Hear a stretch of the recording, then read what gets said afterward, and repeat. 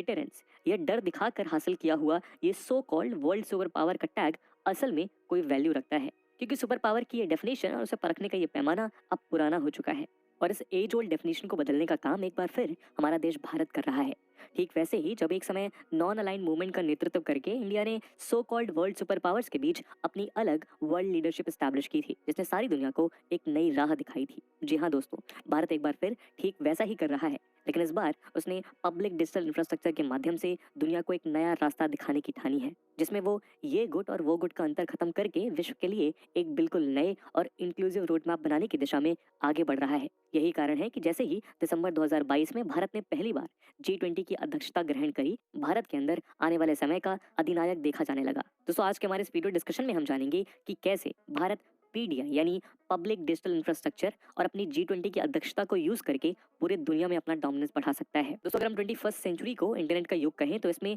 किसी को कोई डाउट नहीं होना चाहिए, क्योंकि आज के समय में पब्लिक सर्विस डिलीवरी जैसी आम फैसिलिटी हो या फिर डिफेंस और स्पेस टेक्नोलॉजी जैसे कॉम्प्लेक्स फील्ड, सब कुछ इंटरनेट और डिजिटल इंफ्रास्ट्रक्चर के इर्द गिर्द ही घूमते हैं। यही कारण है कि अगर आप बीते 15 से 20 सालों में ही देखें तो दुनिया की सबसे बड़ी और तेजी से बढ़ती हुई कंपनीज भी Amazon, Twitter, Meta, Google etcetera जैसी टेक जाइंट्स ही हैं। यही कारण है कि ग्लोबल स्फीयर पर digital advertising, commerce messaging, cloud infrastructure, social media और ऑपरेटिंग सिस्टम जैसे सारे न्यूली एस्टैब्लिश्ड क्रिटिकल फील्ड्स इन्हीं की डोमिनेंस में हैं। ऐसे में एक बात तो सबकी समझ में आ रही थी, वो ये कि इस सदी में जो साइबर टेक्नोलॉजी और यूजर डेटा को कंट्रोल करेगा, ये दुनिया उसी की मुट्ठी में रहेगी। यही कारण है कि अक्सर बड़े से बड़े देशों की सरकारें भी इन टेक जाइंट से सीधी भिड़ती नजर आ रही थी, क्योंकि उन्हें यह साफ दिख रहा था कि आज के इस टेक डोमिनेंट वर्ल्ड में लोकस ऑफ पावर गवर्नमेंट के हाथों से खिसक कर इन टेक जाइंट्स के हाथों में जा रहा था, जिसका ये कंपनीज भी ज्यादा से ज्यादा फायदा उठाने की कोशिश कर रही थी। वही सामने ये बात स्टैब्लिश हो गई है कि जो चीज भारत जैसी विशाल और डाइवर्स पॉपुलेशन को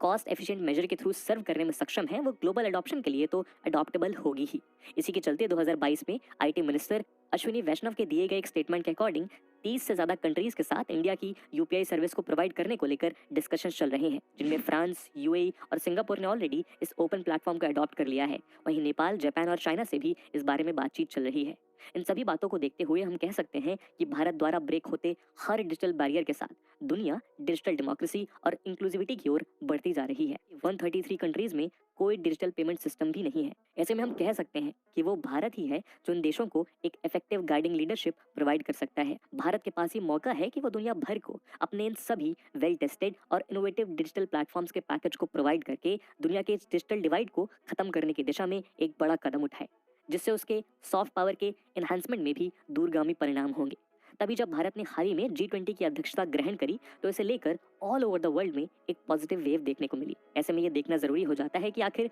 क्या मायने हैं भारत के इस G20 प्रेसिडेंसी के। तो चलिए इसके ऊपर भी हम बात करते हैं।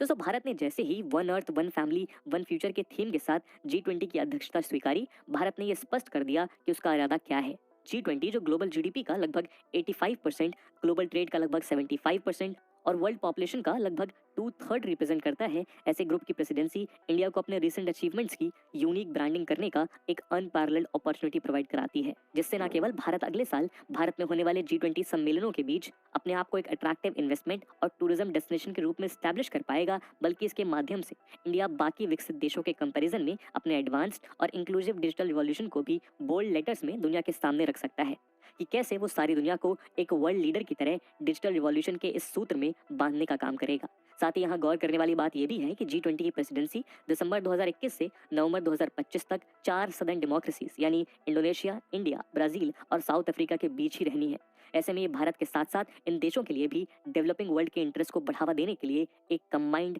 ग्लोबल साउथ लीडरशिप स्टैब्लिश करने और इसी कॉन्टेक्स्ट में सिनर्जी और सॉलिडेरिटी बिल्ड करने की एक रेयर अपॉर्चुनिटी है। यही नहीं, अगर हम इंडिया के ग्लोबल डोमिनेंस के पर्सपेक्टिव से देखें तो हम पाएंगे कि इंडिया हर बार की तरह इस बार भी वीकर नेशंस को सपोर्ट करने के लिए G20 को एक इंक्लूसिव अप्रोच फॉलो करने की दिशा में आगे बढ़ा रहा है। उदाहरण के लिए इंडिया अफ्रीकन यूनियन को परमानेंट ऑब्जर्वर के स्थान से उठाकर यूरोपियन यूनियन की तरह ही G20 का एक फुल फ्लेश्ड मेंबर बनाने के लिए प्रयास कर सकता है। ऐसे में इंडिया के अफ्रीकन कंट्रीज से न्यूली डेवलपिंग रिलेशंस भी और मजबूत होंगे। यही नहीं, G20 जो दुनिया की सबसे बड़ी इकोनॉमीज का एक संगठन है, उसे ग्लोबल इश्यूज का प्रैग्मेटिक और ह्यूमन सेंट्रिक सॉल्यूशंस ढूंढने में भी इंडिया एक नेतृत्व प्रदान कर सकता है। ग्लोबल लेवल पर बढ़ता इन्फ्लुएंस उसे एक डोमिनेंट सुपर पावर की बजाय एक वर्ल्ड लीडिंग सुपर पावर बनने की दिशा में आगे बढ़ा रहा है, जिसमें भारत अपने वेदों से प्रेरणा लेते हुए वसुदेव कुटुंबकम के विश्वास से सिर्फ अपने लिए ही नहीं बल्कि विश्व के सभी छोटे बड़े देशों के लिए एक एग्जाम्पल सेट कर रहा है कि आखिर एक सुपर पावर को कैसा होना चाहिए। इस मुद्दे पे आपका क्या ओपिनियन है दोस्तों, कमेंट सेक्शन में जरूर बताएं।